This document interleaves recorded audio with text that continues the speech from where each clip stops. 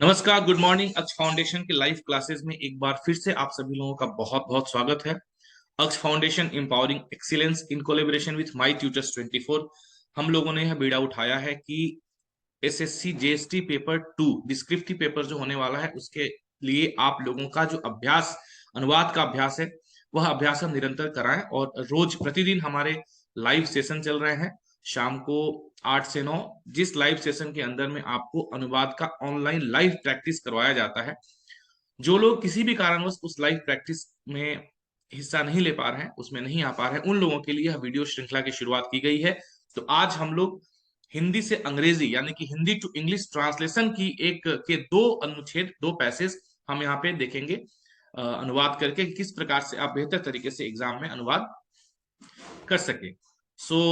इस अनुवाद को करने के लिए आप इसको देखें और अगर संभव है तो आप इसका स्क्रीनशॉट भी ले सकते हैं। इसको बाद में भी प्रैक्टिस करके प्रैक्टिस करें, बाद में भी अभ्यास करें। सिर्फ एक बार स्क्रीन पे देख लेने भर से नहीं होता है, जितनी बार आप अभ्यास करेंगे उतनी ही ज्यादा सफलता आपके लिए निश्चित होगी, क्योंकि अभ्यास से ही सफलता निश्चित होती है।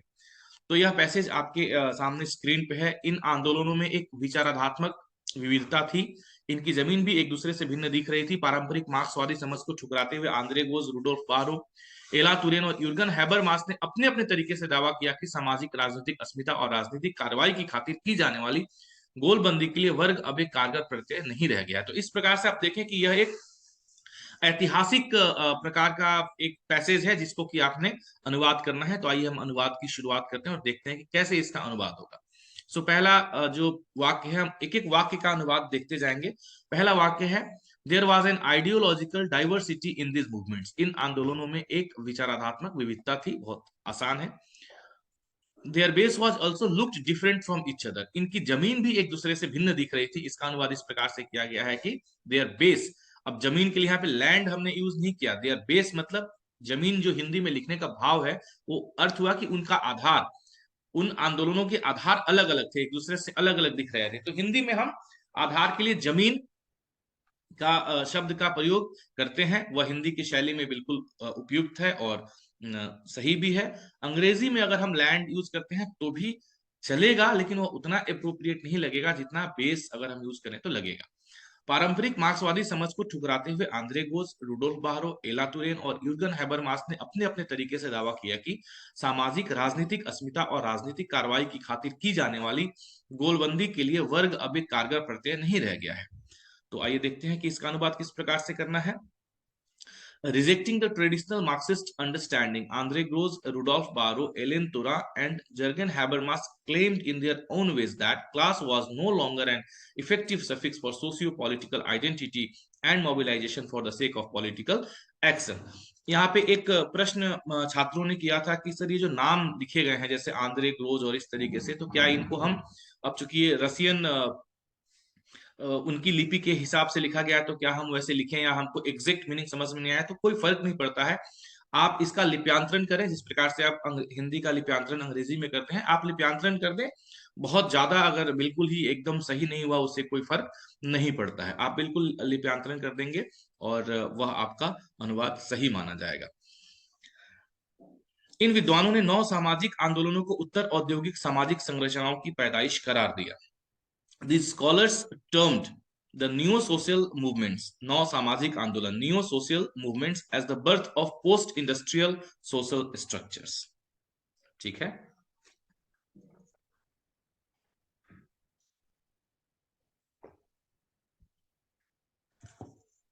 उनका कहना था कि लोकोपकारी राज्य ने शोषण के पुराने रूपों को काफी कुछ निष्प्रभावी कर दिया है। अब यहाँ पे दो शब्द हैं, लोकोपकारी, निष्प्रभावी, जो शब्द आपने समझने हैं। They said that the philanthropic state मतलब लोकोपकारी राज्य had largely neutralized the old forms of exploitation। Neutralised कर दिया मतलब निष्प्रभावी कर दिया है। नई परिस्थितियों में आधुनिक समाज परायापन के नए रूपों को जन्म दे रहा है। In new circumstances, modern society is giving birth to new forms of alienation। परायापन मतलब एलियनेशन। इसके जगह पे आप और भी कोई शब्द यूज कर सकते हैं। ऐसा नहीं कि यह शब्द दिया गया तो अगर ऐसा कुछ आया तो बिल्कुल यही शब्द अगर आपको याद नहीं आ रहा है तो आप परेशान हो जाए, नहीं। इसकी जगह पे आप अन्य शब्द भी इस्तेमाल कर सकते हैं जो आपको लगता है कि इसके करीब है या इसका पर्यायवाची है, परंतु एलियनेशन यहाँ पे पर्यायपन के लिए बिल्कुल एक अप्रोप्रिएट इसका शब्द होगा। इससे पैदा होने वाले विक्षोभ को नव सामाजिक आंदोलन अपना केंद्र बना रहे हैं। अब देखिए, हिंदी से जब आप अंग्रेजी में अनुवाद करते हैं तो हिंदी में जहां से हमने वाक्य की शुरुआत करी है, इससे पैदा होने वाले विक्षोभ को, लेकिन अंग्रेजी में हमने कहां से शुरुआत किया, वहां पे हमने जो सब्जेक्ट है उसको कहां से पकड़ा, नियो सोशल मूवमेंट। यह बहुत जरूरी है कि जैसे ही आपके सामने वाक्य सेंटेंस आता है तो उसके सब्जेक्ट को पकड़े आप, और उसके सब्जेक्ट को पकड़ के और फिर वहां से आप शुरुआत करें। अगर आपको सब्जेक्ट पकड़ में आ जाए कि आपको शुरुआत कहां से करनी है, तो आपका इंग्लिश ट्रांसलेशन थोड़ा आसान हो जाता है। So new social movements are utilising the disturbance arising out of this as their centre. फ्रांसीसी समाजशास्त्री एला तुरेन ने the return of the actor की रचना की, यह आसान है। French sociologist Alain Touraine wrote the return of the actor. So इस तरीके से तुरेन ने रेडिकल रवैया अख्तियार करते हुए अपील की कि समाजशास्त्रियों को सामाजिक आंदोलनों की केवल व्याख्या तक ही सीमित न रहकर उनमें भागीदारी करते हुए उनकी गहरी पड़ताल करनी चाहिए। आइए देखते हैं। Turin, taking a radical approach, appealed that sociologists should not only be limited to the interpretation of social movements but participate in them and investigate them deeply. ठीक है, इस तरह के जब लंबे लंबे सेंटेंस हैं तो आपने इसे क्या करना है, छोटे छोटे पार्ट में इसको डिवाइड करना है। अगर आवश्यकता पड़े, अगर आपको लगे, जरूरत पड़े, तो आपके पास जो रफ पेपर रहता है वहां पे थोड़ा थोड़ा स्क्रिबल कर दीजिए, और स्क्रिबल करके फिर उसको रीअरेंज करके आप लिखें, यदि समय आपके लिए अलाउ कर रहा है तो। परंतु लंबे सेंटेंसेस को ऐसा ना करें कि शब्दानुवाद करने की कोशिश में, करने के प्रयास में आप जो है उससे गलत करें, ऐसा नहीं करना है। जब सेंटेंस पूरा बन जाए, फुल स्टॉप लगा दें, तो आपको यह समझना है कि फुल स्टॉप लगाने के बाद में तो आपको समग्र रूप से यह ध्यान रखना है कि जब अनुवाद करने के बाद आप पूरा सेंटेंस पढ़ें तो वह सेंटेंस आपको एक समग्र अर्थ देना चाहिए। आपको ऐसा नहीं लगना चाहिए कि अब बिखरा बिखरा सा है या एक अर्थ निकल करके नहीं आ रहा है। तो आपको उस प्रकार से सेंटेंस कंपोजिशन, लंबे वाक्यों के, जब लंबे वाक्यों का आप अनुवाद कर रहे हैं तो ऐसा सेंटेंस कंपोजिशन आपको बनाना है। इसलिए मैं हमेशा इस बात की सलाह देता हूं कि अगर आवश्यक है तो आप एक अलग जगह पर अनुवाद लिख लें, शब्दानुवाद कर लें, और उसके बाद फिर उसको आप रीअरेंज करके और एक प्रॉपर सेंटेंस का फॉर्मेशन कर ले, यह आपके लिए बेहतर है। चलिए, भूमंडलीकरण के उभार ने सामाजिक आंदोलन संबंधी यूरोपीय और अमेरिकी परिप्रेक्ष्यों के बीच मेल मिलाप की परिस्थितियां बनाई। देखते हैं, द राइज ऑफ ग्लोबलाइजेशन, भूमंडलीकरण के उभार ने, the rise of globalisation has created conditions for reconciliation between European and American perspectives on social movements. ठीक है, तो यहाँ पे राइज उदय होता है, उभार भी कह सकते हैं। तो the rise of globalisation has created conditions for reconciliation, एक शब्द है यहाँ पे जो कि आपको समझने लायक है, between European and American perspectives, परिप्रेक्ष्य, पर्सपेक्टिव्स ऑन सोशल मूवमेंट, सामाजिक आंदोलनों के ऊपर। यहाँ पे यह भी ध्यान रखना है कि जो शब्द इस तरह से आ रहे हैं, आपको इन शब्दों के कुछ पर्यायवाची भी अपने पास रखने हैं स्टॉक में, ताकि अगर ध्यान ना आए तो उनके पर्यायवाची आप वहां पे उस समय यूज कर सकें। उस समय बहुत ज्यादा वक्त आपको नहीं मिलता है। चलिए, अब विद्वानगण सामाजिक आंदोलन में नेटवर्कों की भूमिका पर विशेष ध्यान दे रहे हैं। Now scholars are paying special attention to the role of networks in social movements. इस परिघटना और भूमंडलीकरण विरोधी आंदोलन के संयोजन पर भी खास जोर दिया जा रहा है।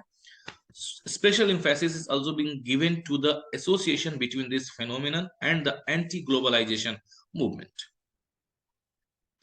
इस तरीके से पूरा का पूरा आपका अनुवाद है। इस अनुवाद की सार्थकता है, अगर आप इसे पूरा पढ़ें तो आपको पूरी की पूरी मीनिंग जो दिया हुआ पैसेज कह रहा है वो आपको समझ में आना चाहिए कि हाँ, वही चीज, वही भाव, वही अर्थ इस पैसेज को पढ़ने के बाद में भी अंग्रेजी रूप का आ रहा है। तो इसका मतलब है कि आपका अनुवाद सही है। एक और पैसेज देखते हैं हम इसके बाद में।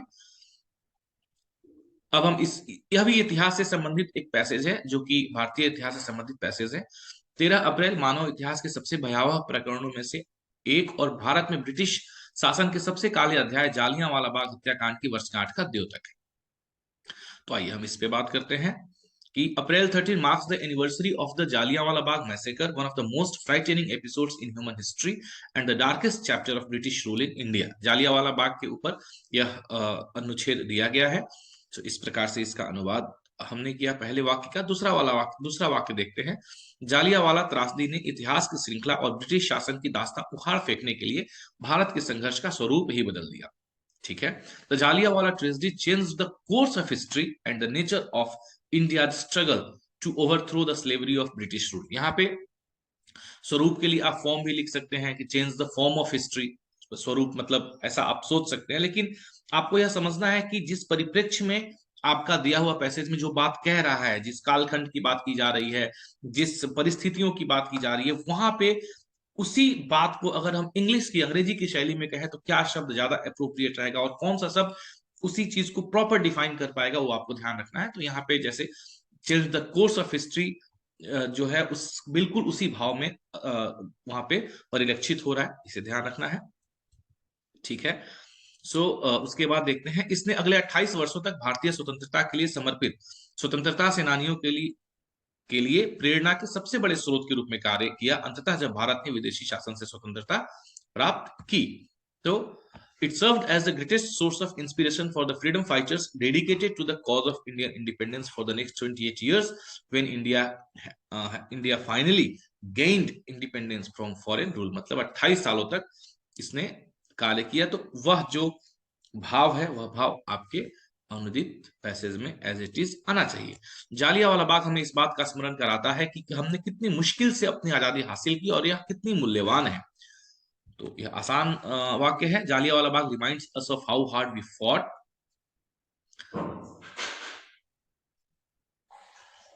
And how precious it is. यहाँ पे मुझे लग रहा है कि टाइपिंग एरर में वह छूट गया है एक सेंटेंस, एक पोर्शन, वी फॉट के बाद में एंड हाउ प्रीसियस या प्राइसलेस इट इज, ये भी आपको यहाँ पे वी फॉट के बाद में ऐड करना है। 13 अप्रैल औपनिवेशिक क्रूरता और तर्कहीन क्रोध पर प्रतिबिंब का एक मार्मिक क्षण है और उन निर्दोष भारतीयों की याद दिलाता है जिन्होंने 1919 में वैसाखी के दिन अपनी जान गंवाई थी।